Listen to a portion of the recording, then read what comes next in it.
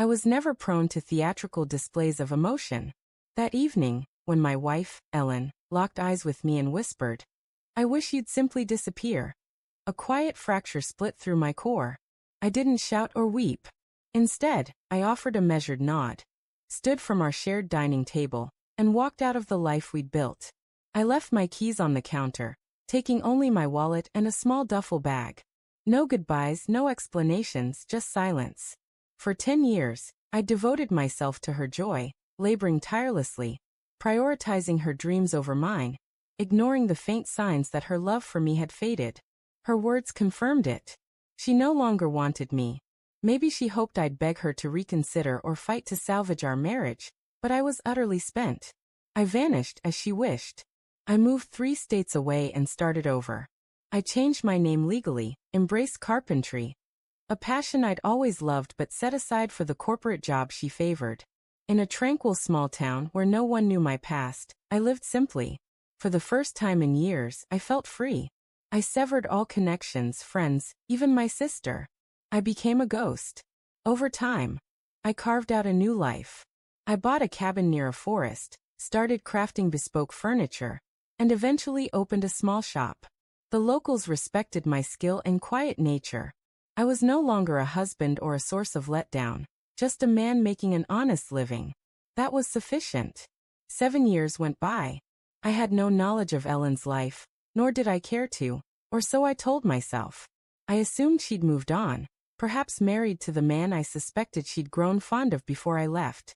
My heart had hardened toward her, or so I believed. One day, a woman stepped into my shop. Her clothes were expensive but disheveled, as if she'd been traveling or sleepless for days. Her eyes scanned the room before fixing on me. She froze, her breath hitching. So did mine. It was Ellen. She looked older, not just in age but in a profound, exhausted way. Her hands trembled as she approached. "Daniel," she murmured, my old name unspoken for years. "You're alive." I stood still, arms crossed, pulse racing, but my face remained stoic.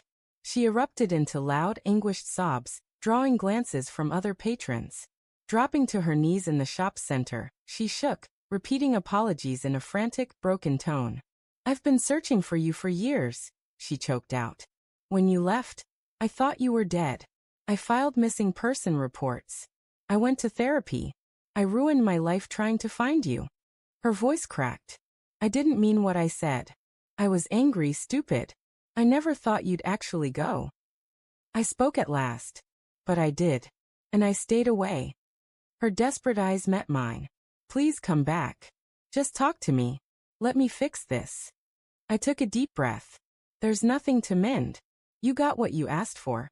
I disappeared. My voice was steady, emotionless, and I'd found peace. Her sobs grew louder. I offered no solace. My tears had fallen long ago, quietly, in the shadows of roadside motels and forest trails. Her grief was hers to carry now. Eventually she stood, wiping her tear-stained face. "Do you hate me?" she asked. I hesitated. "No. I just don't feel anything anymore." She nodded, broken, and left, just as I had years earlier. A stranger now. As the door closed behind her, I returned to my workbench, took up my chisel, and continued carving.